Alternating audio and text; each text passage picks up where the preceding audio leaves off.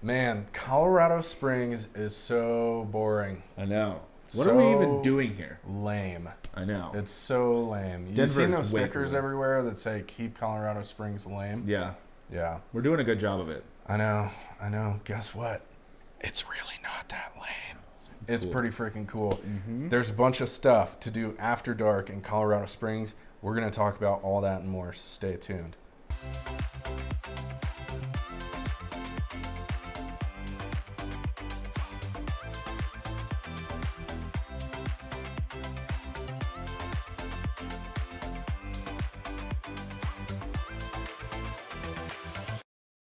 All right, like I said, today we're going to be talking about stuff to do after dark in the Springs. It is definitely like the stereotype that the Springs is lame. Yeah. It's like definitely the stereotype. And you know what? It's well deserved, man. For many, many years, there was nothing to do around here. In terms of like nightlife, like dining, restaurants, like all that stuff, like there was nothing to do here. But in the last couple of years, that's changed. Yes. The dining, the bars, the nightlife scene, it's all getting way, way, way better. And there's definitely like a younger crowd that's kind of moving in, pushing down from Denver, moving in from Texas, California, this guy. like all sorts of places. So, dude, let's jump into it. What's one of your favorite venues downtown? Ooh, Black Sheep. Okay. Black Sheep is awesome. I think I'm actually going there this weekend. Nice. But Black Who Sheep are is you going to see this weekend? it's this DJ named Yeti. Okay. It's like okay. dubstep. Yeah. It should be cool. But Black Sheep is a great venue. They do have a lot of variety. And it's not a really big venue, and I'm kind of a fan of the smaller, more intimate vibe.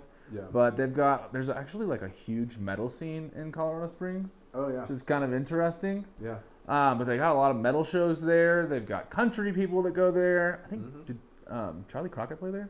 I don't know. Is that I don't know. there? I don't know. Anyways, I'm sure he's been here. yeah, for sure. They've just got a great variety of music. If you're into going to see live music, you're going to be able to find something there. Oh, for It's sure. going to interest you. And Black Sheep's like kind of a staple in town. Like, Yeah. it's always been there, and probably will always be there. But like the variety of shows, like you said, is getting way, way, way better. Like the talent that's coming into town overall is getting even better. It's not just like your local bands anymore. Right. And speaking of like music venues in town, like we've got a few that I really enjoy. The Gold Room is definitely a really cool one. Ooh, yeah. Went there to Gold see a Room's cool. jazz show one time. Absolutely loved it. That's super, awesome. super cool place.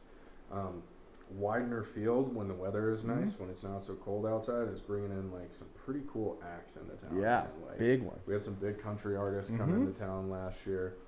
Man, Luke Combs played at the World Arena last year. Yeah. We've got a new music venue coming into Yes. town up on Interquest. They're calling it Red Rocks Junior. I hate that. Yeah. It's totally going to be cooler than Red Rocks. Yes. Totally going to be Bold cooler statement. than Red Rocks. Yeah, no, that's a bold statement. It won't be as cool as Red Rocks, but it's a big 8,000 seat amphitheater going in right up there at Interquest. State of the art, top of the line. It's going to be really, really cool. So the music scene in Colorado, it's doing well, and it's only getting better. Absolutely. Yeah. What else, man? And then you might be able to speak more to this because it's kind of a popular thing for high schoolers to do here, but stargazing at Old Stage Road. Absolutely, man. The reason he says it's a popular thing for high schoolers here, it has been known as like the makeout point of the city. Yeah. Every city's got one. Every town's got one. But the stargazing back there on Old Stage Road, absolutely fantastic because you kind of get away from the city lights, and so it's not like really diffusing like your view of the stars, interfering with your view of the stars. There's a couple other places too. The stars here are absolutely fantastic, right? Yeah. Because pretty much anywhere like within the Pikes Peak region, you're 6,000 feet of elevation or more. So if you can get away from the city light, you're going to have some absolutely fantastic star peeping. Yeah, absolutely. You know? So I like going up around Florissant. Yeah. Some people have mentioned the fossil beds up there. I don't know personally if that's a great spot up there, but Mueller State Park, right outside of Florissant, absolutely fantastic stargazing spot up there, man. Nice. I still haven't been there yet. I think they actually have an observatory there too. Really? Yeah, like that's a legit cool. observatory up there. So the awesome. stargazing here in town, absolutely fantastic. And if you want to make a drive, sand dunes in Alamosa, just outside of Alamosa, it's like 3-hour drive, 3.5-hour drive. Mm. It's like, it's rated as like one of the country's best, like, what do they call it? Like dark zones or whatever the case may be. Sure. I think it's called dark zones or something like that. Okay, I'll buy it. Basically, like, one of the best spots to get away from any sort of like city light that interferes with stargazing at all. Absolutely awesome place down there. I've seen so many shooting stars down there. That's dope. Yeah, that's really cool. It's freaking awesome. Yeah. It's freaking awesome. So stargazing, another cool activity to do, and get yourself out of town a little bit. Yeah. Yeah. Yep. So number 3. Let's talk about some of the cool bars here in town, man. There's a lot of really cool bars here. And There really are. I don't know what it was like before the last 3, 4, 5 years. Yeah.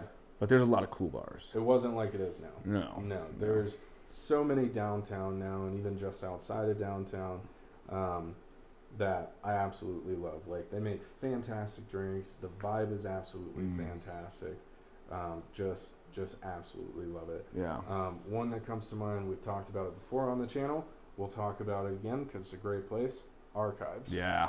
That's probably my favorite bar in Colorado Springs. If I'm not trying to go, like, just have a nice drink and, like, conversation, because it's not super loud in there. I hate going in spots where you have to yell to talk to your friends. Yeah. It's a chill environment. You, like, walk in. I mean, it's kind of a speakeasy. Yeah. You have to walk in through the alley.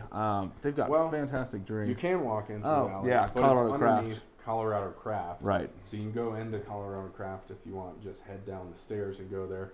Or you can walk around the building, go in through the alley. Pretty cool little, just kind of nonchalant spot. You would never know it's there. No. At all whatsoever. So that's a really, really cool, just like classy, like very kind of classic sort of 1920s speakeasy bar. Excuse me. Another really cool one, Supernova. Yes, the barcade. The barcade. Yeah, all so much sorts fun. of just like classic arcade games, and then obviously like the classic bar scene. But such a cool spot off of East Boulder downtown. Yeah. Yeah. So much absolutely cool spot down there. Yeah. Cork and Cask, another one of my favorites. Like one of the best whiskey selections that I've ever seen. Really? What do you think about Shame and Regret? That's like, for me, like, that's my like go-to whiskey bar. It's all right. Okay. They definitely have like a really great Scotch selection there. Okay. Vibe's different. For sure. It's a very different, like, kind of dark sort of vibe, like very dark, like paneling and all that sort of stuff. Shame and Regret actually used to be 15C, which was one of the very few like cigar and whiskey bars in town. Okay. And you know, they kept like a lot of stuff the same in there, except it's a very dark vibe, like dark paint on the walls, some kind of off the cuff, like off the wall sort of art and stuff like that. So if that's your vibe, it's definitely a cool place. It's just cool. It's different. Yeah, I've never been. The Scotch eggs there though. Oh my God, I love Scotch eggs. Fantastic. So good. If you've never had a Scotch egg, it's sausage. It's sausage with like a boiled egg and hard-boiled egg in the middle, and then they fry it. They fry bread and fry the whole thing. Oh, absolutely so good, fantastic. Man. And the pretzels. Ooh, the pretzels there. Nice. So good. So good. What is? And again, I'm spacing on the name, but it's the Tiki Bar. They're owned by the same people that own Shame and Regret. Shrunken Head Tiki Bar. Yes, Shrunken Head Tiki Bar. Another really cool one. You go downstairs underneath Oscar Blues. It is basically like all your favorite parts of like Rainforest Cafe circa 1995. That's such a great description. Right? Like, it's perfect. Fog machine, like jungle theme sort of vibe going on. Drinks are absolutely fantastic. Yeah. They have a long like bar in the middle that's full of light brights and swings. Yeah. So you can sit on these swings in the middle of the bar and just like play light bright with your friends while you're enjoying your drinks. Absolutely cool spot. Yeah, very cool spot. There's so many. There's probably 30 that we could go through. Oh yeah. What's the one in Manitou we were talking about? Oh, Lulu's downstairs? That's so it is a bar, but they have a venue. Downstairs, really? Yeah, we need to go. They actually have like a lot of bluegrass artists that go. Nice. Yeah. Okay. But Francis and I are bluegrass fans. Yes, we like the bluegrass. We're music fans. Yeah, for sure. Yeah, absolutely. So, yeah, definitely a really cool bar scene that's going on here, and you got to check it out if you're in town and that's your sort of thing. Yeah, definitely. Comedy scene, man. Oof. Yes, we do actually. Surprisingly, maybe not surprisingly, we've got a couple really good comedy clubs here in the Springs. And we actually get some pretty big name artists or comedians that come through. Yeah, absolutely. Yeah. I just went and saw Cash Levy. Really? 3 E's. That's dope. If you don't know who Cash Levy is, he's got a podcast with TJ Miller. Yeah. Yep, Cashin' In. I think it's called Cashin' In with TJ Miller or something like that. TJ Miller was also played at 3 E's. Yeah. Yeah, absolutely. There's some big names that are coming through. Dave Chappelle came through last year. Yeah. Sold out the Pikes Peak Center for the Arts downtown. Right. But definitely be checking out 3 E's and Looney's. Some really cool spots down there. There is, I just found this out when I went down there, like a 2-item minimum when you go. Oh, yeah, like at drinks? least at 3 E's. Yeah. Okay, yeah. Either a lot of comedy clubs do that. Food. Yeah. It definitely just like helps support the comedy club just beyond the ticket sales. Absolutely. Helps support the wait staff, things like that. Something to be aware of. But some really cool comedy clubs down there. Super easy to get on their website and purchase a ticket for whoever you want to see or see who's on the schedule or whatever. They're pretty cheap tickets too. I think I paid $20 to go see Cash Levy. Yeah, and that guy's been doing comedy forever. Yeah. So definitely go check those out. Super, super fun spots downtown. Yeah. Makes for a really fun night to go get some good food, go hit the comedy club. Really fun times. Yeah. Let's talk about a summertime activity, man. Summertime activity. You mentioned night hikes before. Yes. Technically, you're not supposed to be in the parks after dark. I've done some night hikes on full moons to check out full moons or eclipses or things like that. Or something, that'd be cool. But in the summertime, Seven Falls. Yet? Seven Falls? Yeah. In the summer? No. At night? No, I have not. I've been during the day. I haven't been at night yet. Seven Falls by itself is pretty amazing. Oh yeah, absolutely it's incredible. Beautiful. Walk into a slot canyon that has 7 waterfalls inside of it, and you can take the stairs all the way up to the top, or they do have an elevator that'll take you all the way up to the top too, because it is a lot of stairs. Yes. And you do have to take a bus in nowadays. But absolutely beautiful spot even during the day. But at night, they'll light up the waterfalls. I don't know if they do a light show or they just light up the waterfalls with different colors and things like that. Can't really remember, but it's absolutely beautiful at nighttime too to see the waterfalls lit up. I'm sure that's cool. I'll have to do that this summer. It's definitely worth the activity. A nice family friendly event as well, so you can get the kids out, go see the waterfalls at night. It's fantastic, really pretty. Definitely go check it out. Definitely. Yeah. Let's see. Let's talk about a little more of a kind of traditional nightlife-y thing. Let's talk about the clubs. Clubs, yes. The Mansion. Yep. If you're into the dance scene and the club scene, not really my thing. Yeah, I'm probably gonna pass on that. But a few years ago, I would have been all about it. Probably gonna pass on those things most of the time, but Antehon is kind of where the concentration of the clubs are at. There's some different bars and clubs around town where you can do the same thing. But on Tejon, you've got the Mansion, Blondie's. Used to have the Thirsty Parrot, but there's a really cool space inside of there now. Thirsty Parrot used to be this 2-story bar and club downtown. Okay. They're actually putting in an illegal Pete's on the bottom. Ooh, yes. I knew they were putting one in. I didn't know where. Yeah, That's cool. They're putting in an illegal Pete's down there. If you've never been, it's fantastic. Chipotle and Tex-Mex, that's kind of how I would describe illegal Pete's. Yeah. Is that fair? Yeah, for sure. Yeah. It's Fish so tacos good. are so delicious. So they're doing that downstairs. Upstairs, they have this really cool place now called Studio 32 Discotheque. It's kind of an homage to Studio 54 in New York, if you will. Sort of vibe. Definitely your higher end sort of nightclub bar thing. Yeah. Mansion, Blondie's going to be your typical bar nightclub sort of scene. And then Cowboys is honestly one of my favorites to go to downtown. Yeah, do a little swing dancing? Yeah, you go down there, do a little swing dancing. It's a 3-story bar and nightclub. So you can go upstairs and they have karaoke and another bar and all that sort of thing. The second floor, they have bars, like lookouts over like Tejon Street and all that sort of stuff. Right.